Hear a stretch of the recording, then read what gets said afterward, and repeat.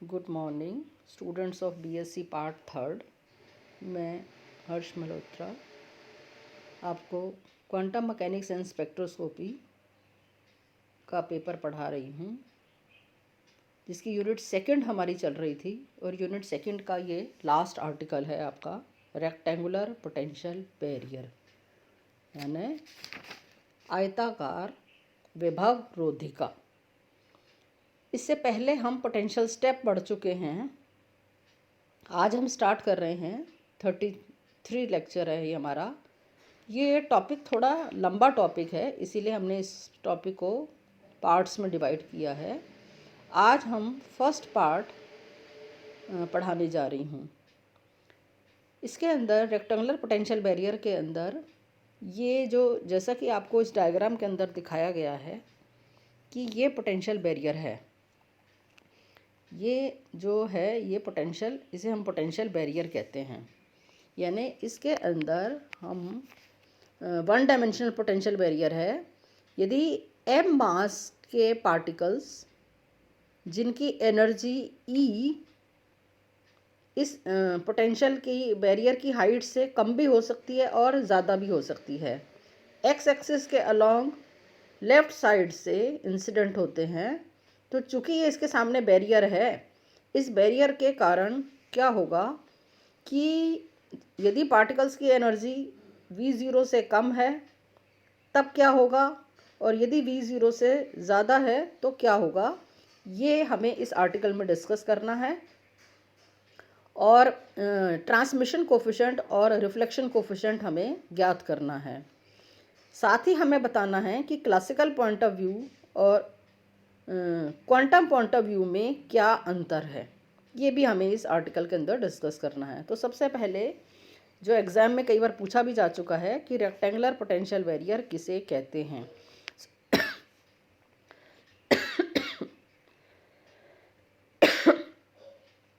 Rectangular potential barrier जैसा कि आपको इस डायग्राम के अंदर दिखाया गया है, यदि आपसे एग्ज़ाम में पूछा जाता है तो आपको इसी तरह से डायग्राम बनाना है और इस डायग्राम को बनाने के बाद आपको बताना है कि ये वन डायमेंशनल पोटेंशियल बैरियर है, रेक्टेंगुलर पोटेंशियल बैरियर है, जिसकी हाइट V0 है और विड्थ A है। Vx इज इक्वल टू 0, यानी जब x का मान 0 है उस समय पोटेंशियल का मान 0 है, जिसे रीजन 1 कहा गया है। 0 और A के बीच में पोटेंशियल जो है वो V0 है, जिसे रीजन 2 कहा गया है। और जब x A से बड़ा है यानी A के बाद है तो उसे हम रीजन 3 कहते हैं, और इस रीजन 3 में भी पोटेंशियल 0 है। तो ये हो गया आपका आंसर कि रेक्टेंगुलर पोटेंशियल बैरियर किसे कहते हैं। अब हमें क्या करना है, यहाँ पर हमें ज्ञात करना है कि यदि एक बीम ऑफ पार्टिकल्स जिसका मास m है, जिसकी एनर्जी E है, वो x एक्सिस के अलोंग लेफ़्ट साइड से, किधर से आ रही है, वो लेफ़्ट साइड से यदि इंसिडेंट होती है तो उसका रिफ्लेक्शन कोफिशिएंट और ट्रांसमिशन कोफिशिएंट कितना होगा, और उसकी जो एनर्जी है वो यदि V0 से कम है तब कितना होगा और V0 से ज़्यादा है तो कितना होगा। तो सबसे पहले हम फर्स्ट केस कंसीडर कर रहे हैं, case 1, when the energy of the incident particle is less than V0, यदि V0 से वो कम है। तो क्लासिकल पॉइंट ऑफ व्यू के अनुसार, according to classical point of view, जैसा कि आपको यहाँ से दिखाई दे रहा है कि यदि एनर्जी कम है, if the energy of the incident particle is less than the height of potential barrier, तो क्या होगा, चूँकि उनकी एनर्जी कम है तो क्लासिकल पॉइंट ऑफ व्यू के अनुसार वो रीजन 2 और रीजन 3 में नहीं जा पाएंगे और उनका रिफ्लेक्शन हो जाएगा। ये है आपका classical point of view.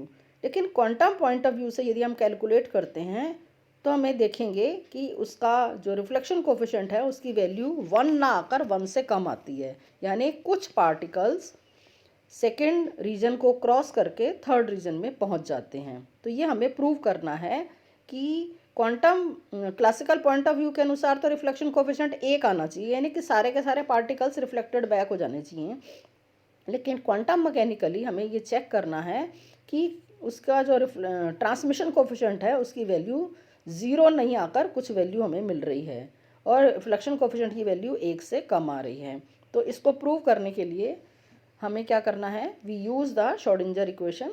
Schrodinger equation निकालनी है जैसे हमने पोटेंशियल स्टेप के अंदर करी थी।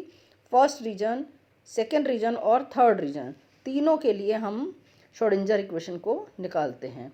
तो सेम उसी तरह से है जैसे हम पहले कर चुके हैं। Time independent one dimensional Schrodinger equation is written as minus H cross square by 2m delta two psi upon delta x square plus V x psi x is equal to E psi x. और इसको हमने rewrite किया है delta two psi upon delta x square plus 2m upon H cross square E minus V x psi x is equal to 0। इसे हमने कहा है equation number 1। तो ये हो गई आपकी इक्वेशन नंबर 1 जो कि श्रोडिंगर इक्वेशन है। अब ये जनरल श्रोडिंगर इक्वेशन है, हमें इसको रीजन 1 के लिए लिख रहे हैं।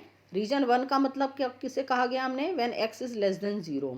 तो चूंकि रीजन 1 के अंदर पोटेंशियल का मान 0 है, सो v का मान हमने यहाँ पर 0 रख देंगे और जो वेव फंक्शन है वो बन जाएगा आपका psi 1। So the Schrodinger equation for region 1 comes out to be delta two psi 1 upon delta x square plus k square psi 1 is equal to 0। Here k square is equal to 2me upon H cross square. तो ये बन गई हमारी equation number 2 और ये बन गई equation number 3। इसी प्रकार से रीजन थर्ड के लिए भी हम लिख सकते हैं जहाँ x is greater than a है, वहाँ भी चूंकि पोटेंशियल 0 है तो सेम परिस्थितियाँ हैं, लेकिन चूंकि हम रीजन थर्ड के अंदर पार्टिकल की बात कर रहे हैं तो वेव फंक्शन की वैल्यू हो जाएगी साई 3। सो the Schrodinger equation for region third is equal to delta 2 psi 3 upon delta x square plus k square psi 3 is equal to 0. Say this is equation number 4. Now the solution of equation number 2 and 4 जैसा कि हम पहले से भी discuss कर चुके हैं, potential step के अंदर भी आपको बता चुके हैं, सेम उसी तरह से हमें सॉल्यूशन लिखना है। Psi 1 x is equal to बराबर हो गया a e की पावर आई के एक्स प्लस बी ई की पावर माइनस आई के एक्स। किसके लिए है, रीजन 1 के लिए है जहाँ x इज लेस देन 0 है। से this is equation number 5 and Sai 3 x बराबर हो गया c e की पावर आई के एक्स प्लस डी ई की पावर माइनस आई के x where x is greater than a and this is equation number 6। Now as we know in region third there is no possibilities of reflection. Reflection की संभावना नहीं होती है। Reason third के बाद आगे ही जाएगा पार्टिकल, पीछे नहीं आ सकता, लौट नहीं सकता है, इसलिए डी की वैल्यू क्या हो जाएगी, 0 हो जाएगी। और इक्वेशन नंबर 6 बन जाएगी आपकी psi 3 x is equal to c e की पावर आई के x and this is equation number 7। तो ये आपके सॉल्यूशंस आ गए रीजन 1 और रीजन 3 के लिए। अब आ जाते हैं, हम रीजन 2 की बात कर रहे हैं। रीजन 2 किसे कहा गया है, जब हमारा x जो है वो 0 और a के बीच में है। उस समय रीजन 2 के अंदर जो पोटेंशियल है, हाइट है उसकी बैरियर की, उसकी वैल्यू कितनी है हमारी, v0 है। सो अब यहाँ पर हमारे पास हम यहाँ तक का पार्ट दोनों में कॉमन रहेगा, e is less than v0 हो या e is greater than v0। ठीक है, दोनों केसेस के अंदर यहाँ तक का पार्ट हमारा कॉमन है। अब आगे आकर हमारा ये चेंज हो जाएगा, अलग अलग केसेस पे डिपेंड करता है कि जो इंसिडेंट होने वाले पार्टिकल्स हैं उनकी एनर्जी बैरियर की हाइट से कम है या ज़्यादा है। तो हम पहले फर्स्ट केस कंसीडर कर रहे हैं when E is less than v0, यानी हमने केस 1 लिया है E is less than v0। E is less than v0 ले रहे हैं तो श्रोडिंगर इक्वेशन बन गई। चूँकि जो कांस्टेंट है हम यहाँ पर एज्यूम करेंगे वो पॉजिटिव आना चाहिए। सो तो equation comes out to be delta two psi 2 upon delta x square, minus sign मैंने कॉमन लिया यहाँ पर, so minus 2m upon H cross square v0 minus E psi 2 is equal to 0। इसी तरह से मैं यहीं आपको बता देती हूँ कि यदि E ग्रेटर देन v0 का केस होगा तो यहाँ पर आ जाएगा E माइनस v0, यहाँ पर प्लस हो जाएगा और यहाँ पर आ जाएगा E माइनस v0, राइट। तो जो कांस्टेंट की वैल्यू है वो हमारी चेंज हो जाएगी। यहाँ कांस्टेंट की वैल्यू क्या है हमारी, alpha square 2m upon H cross square v0 minus e, और वहाँ बन जाएगी हमारी कांस्टेंट की value 2m upon H cross square ई माइनस v0, राइट। तो मैं दोनों केस को साथ साथ आपको डिस्कस करती जा रही हूँ।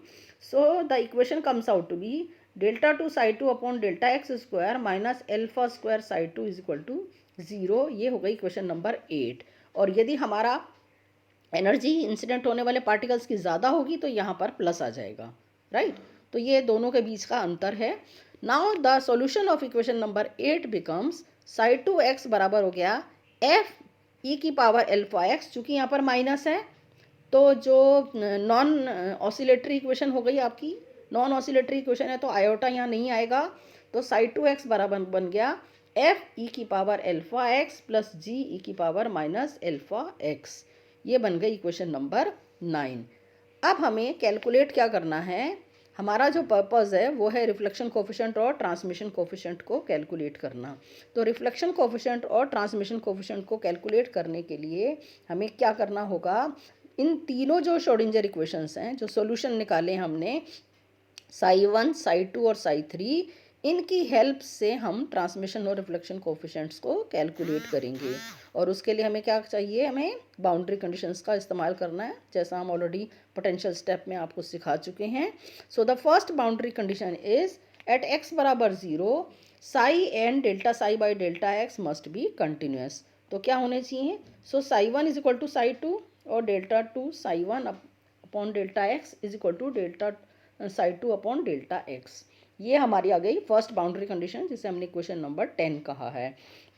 इसी प्रकार से यहाँ पर हमारे पास दूसरी बाउंड्री एक और मिल रही है हमें at x is equal to a. जैसा कि आपको डायग्राम के अंदर भी देख सकते हो, जो दूसरी बाउंड्री है वो हमारी क्या है, x is equal to A. और x is equal to A boundary जो है वो किसके बीच में है, रीजन सेकेंड और रीजन थर्ड के बीच में है। so that the boundary condition comes out to be psi 2 is equal to psi 3 और delta psi 2 upon delta x is equal to delta psi 3 upon delta x, and this is equation number 11। so ये हो गया आपका first part, हमने इसको complete कर लिया है।